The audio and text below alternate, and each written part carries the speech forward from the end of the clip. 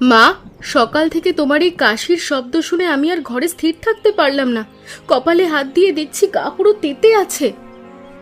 গীতা, আজ ভোরের থেকে বুকটা ভারী হয়ে আছে রে। এই দুর্যোগে ছেলের টিউশনি যাওয়ার কথা ভেবে মনটা আকুল হচ্ছে। মা, তুমি আমাকে নিয়ে মিছে মিছে দুশ্চিন্তা করো না। আমি ছাতাটা মাথায় দিয়ে সাবধানে পাড়ার পথ ধরে যাব। ছাত্রদের পড়াতে না গেলে আমাদের উনুন জ্বলবে না। ভাই, তুমি একদম ঠিক কথা বলেছ, কিন্তু এই বৃষ্টিতে কাঁচা রাস্তা ভেঙে তুমি ওদিকের পাড়ায় যাবে কি করে? বৌদি, কষ্টের দিন তো আমাদের সারা জীবনের সঙ্গী। এই সামান্য বর্ষার জলকে ভয় পেলে মায়ের পথ্যের টাকা জোগাড় হবে না। বাবা, তুই শরীরে একটু জোর পাচ্ছিস না, তার উপরে মেঘলা দিনে একা বের হলে আমারই মনে আশঙ্কা জাগে। মা, তুমি শান্ত হয়ে একটু বিছানায় শো তো। আমি ভাই যাওয়ার আগে ওর ঝোলায় দুটো শুকনো মুড়ি বেঁধে দেওয়ার ব্যবস্থা করছি। বৌদি, মুড়ি আর দরকার নেই, আমি বরং চটপট রওনা দিই। তোমরা দুজনে ঘরে সাবধানে থেকো, আর চালের নোংরা জলের দিকে খেয়াল রেখো। উপরওয়ালা তোকে সব বিপদ থেকে রক্ষা করুন বাবা। তুই সাবধানে মেঠো পথ দিয়ে পা ফেলে চিলতে রাস্তা ধরে এগিয়ে যাস। ভাই, দূর থেকে দেখলাম তুমি টিউশন শেষ করে কাদা জল ভেঙে বাড়ি ফিরেছো। দুপুরে কিছু খেয়েছো? না বৌদি, মা কিছু খেয়েছে। মা আজকে সকালের পর থেকে শুধু এই সামান্য গরম জল ছাড়া মুখে অন্য কোনো শক্ত খাবার তুলতে চাইল না। এখনো কি না খেয়ে আছে? বাবা, আমার এই ভাঙা শরীরের রোগ নিয়ে তুই আর কত কষ্ট করবি? পড়ার খরচ আর সংসার, এই টান কঠিন। মা, তুমি মনটাকে শক্ত রাখো। আমি ওদিকের পাড়ার ডাক্তারবাবুকে বিকেলের দিকে একবার এই ঘরে আসার জন্য বলে এসেছি।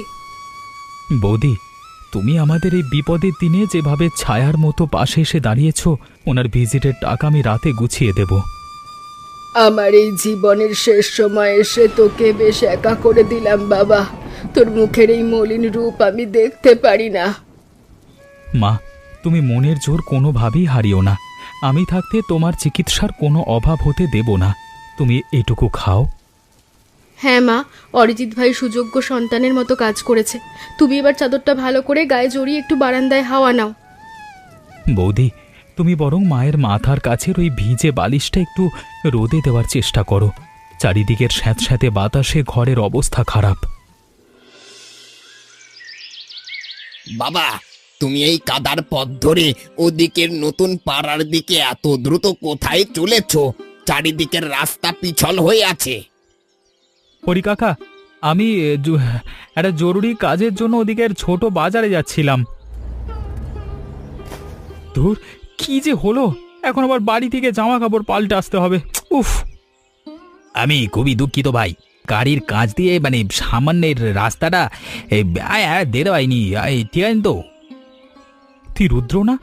এত বছর পর তুই শহর থেকে হঠাৎ আমাদের এই চেনা গ্রামের মেঠো রাস্তায় বড় গাড়ি নিয়ে হাজির হলি। আরে তোমরা সবাই, হরি কাকা, আমি কোনো দিনও আমার এই জন্মভূমি আর শৈশবের চেনা বন্ধুদের ভুলে যাইনি। আজকে এই পথেই অরিজিতের সাথে দেখা হয়ে গেল।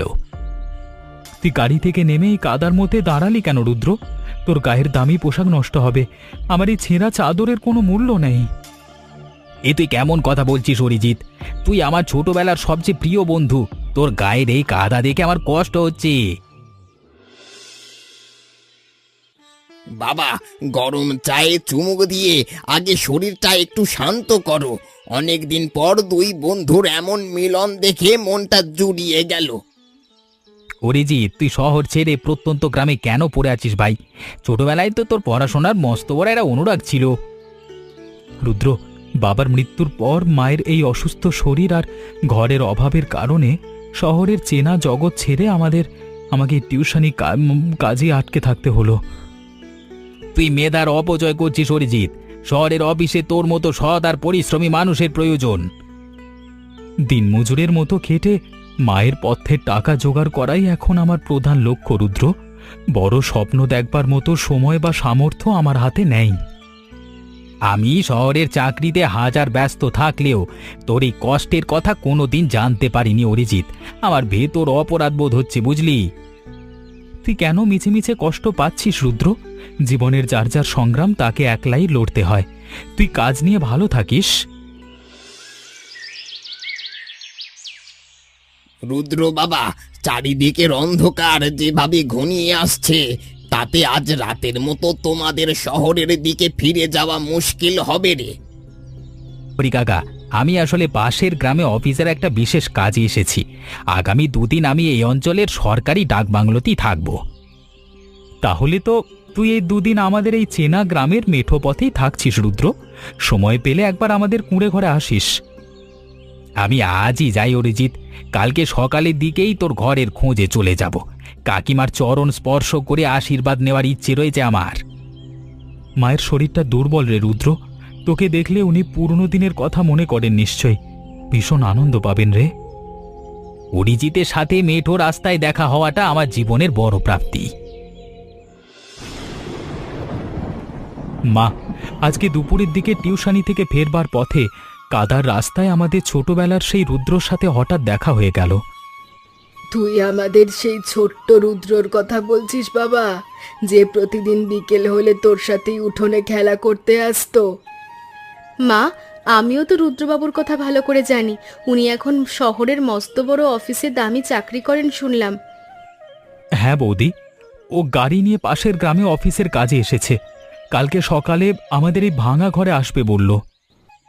রুদ্র খুব ভালো মনের ছেলে রে অরিজিৎ। ও এত বড় মানুষ হয়েও আমাদের এই গরিব ঘরের কথা ভুলে যায়নি।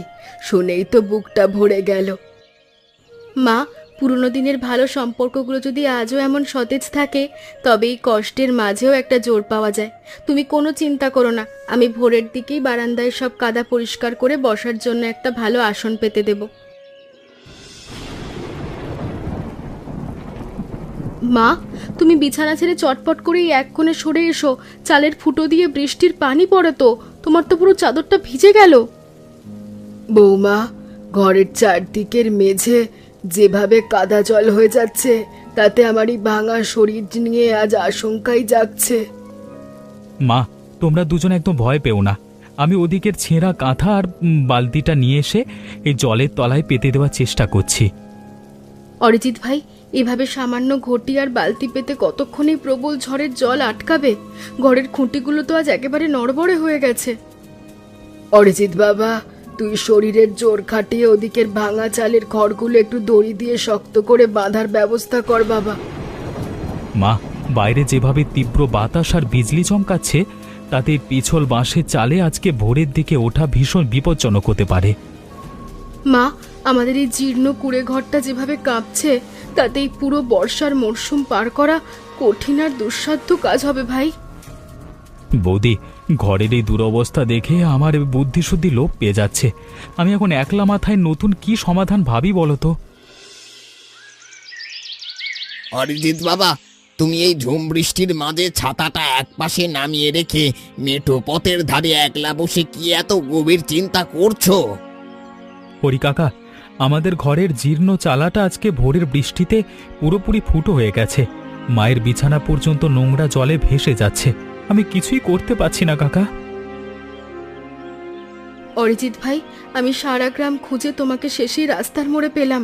ঘরের ভেতরের প্রধান বাঁশের খুঁটিটা তো আজ বাঁশের ধাক্কায় ভেঙে পড়েছে। মা ঘরের এক কোণে জড়ো হয়ে বসে আছেন। হরি কাকা, আমার হাতের সামান্য টিউশনি জমানো টাকা দিয়ে এই চালের খড় আর নতুন মজবুত বাঁশ কিনবার ক্ষমতা যে একেবারেই নেই। আমি এখন কোথায় যাব? অরিজিৎ ভাই, তুমি মনের ধৈর্য হারিও না।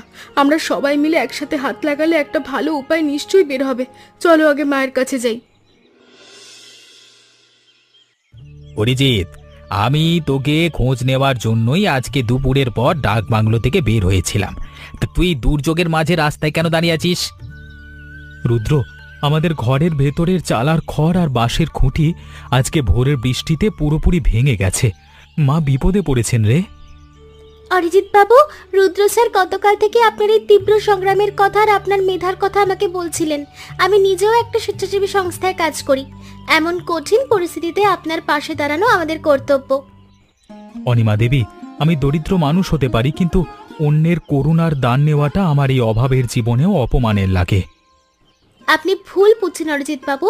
বিপদের দিনে বন্ধুর পাশে এসে দাঁড়ানো কোনো করুণা নয়, এটা মানুষের পরম মানবিক অধিকার।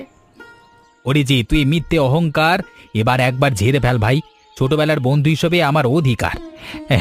খরচ নিয়ে তোকে একটা সামান্য কথাও ভাবতে হবে না। আমরা কালকে ভোর থেকেই তোর এই ভাঙা কুঁড়ে ঘর নতুন করে মজবুত করে মেরামত করবার কাজ শুরু করব। হ্যাঁ অরিজিৎ বাবু, রুদ্র স্যার যখন মুখেই দায়িত্ব নিয়েছেন তখন আপনি আর মিছে সময় নষ্ট না করে আমাদের সাথে গাড়িতে উঠুন। মা, আমি আপনার সেই ছোটবেলার রুদ্র। আজকে এত বছর পর আপনার এই চেনা মুখের সামনে এসে দাঁড়ানোর সৌভাগ্য হলো আমার। ওরে রুদ্র বাবা, তুই শেষ পর্যন্ত এই কাদার পথ ভেঙে আমার এই জীর্ণ কুঁড়ে ঘরের ভেতরে এসে হাজির হলি। তুই বড় হ বাবা, দীর্ঘজীবী হ। মা, ঘরের এই ভাঙা চাল আর খুঁটি দশা দেখে আমার কষ্ট হচ্ছে। আপনারা এই তীব্র ঠান্ডায় এখানে আছেন কিভাবে? কষ্টের দিন তো আমাদের সারা জীবনের চেনা সঙ্গী রে বাবা। তবে আজ ভোরের বৃষ্টিতে বিছানাটা ভিজে যাওয়ায় শরীরটা দুর্বল হয়ে গেছে। আপনারা আর একটু চিন্তা করবেন না মা।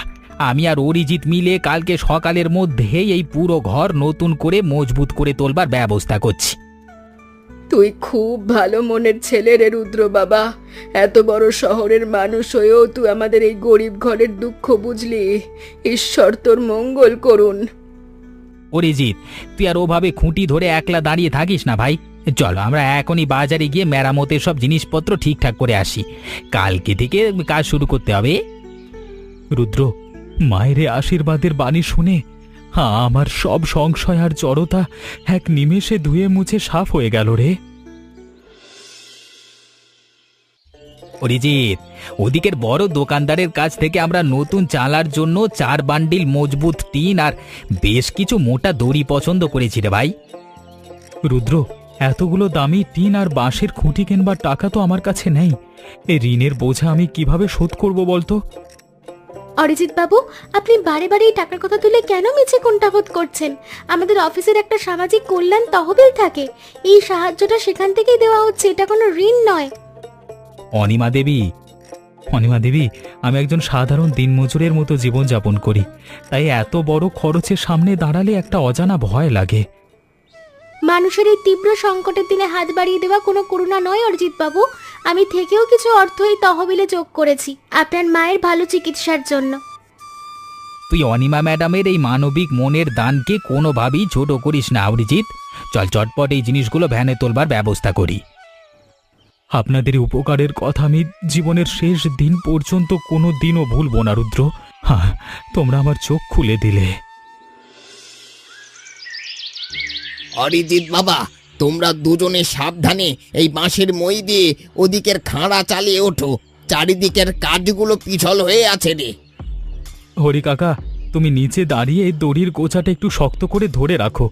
রুদ্র আজকে হাতে নতুন খুঁটি পোঁতবার কাজ করছে। অরিজিৎ, তুই ওপর থেকে টিনের কোণটা হাত দিয়ে ভালো করে চেপে ধর ভাই। আমি নিচ থেকে তার দিয়ে এই বাঁশের মাথাটা বেঁধে দিচ্ছি। হরি কাকা, ছোটবেলায় তো আমরা এই মাটির বুকেই ধুলোবালি মেখে বড় হয়েছি। আজকে বন্ধুর ঘরের কাজে হাত লাগিয়ে ভীষণ আনন্দ হচ্ছে। রুদ্র, তোর এই অক্লান্ত পরিশ্রম আর ভালোবাসার জোরেই আজকে আমাদের এই ভাঙা কুঁড়ে ঘরটা নতুন করে এক মজবুত রূপ ফিরে পাচ্ছে রে। রোদের তেজ যেভাবে বাড়ছে তাতে একটু জিরিয়ে নেওয়া দরকার।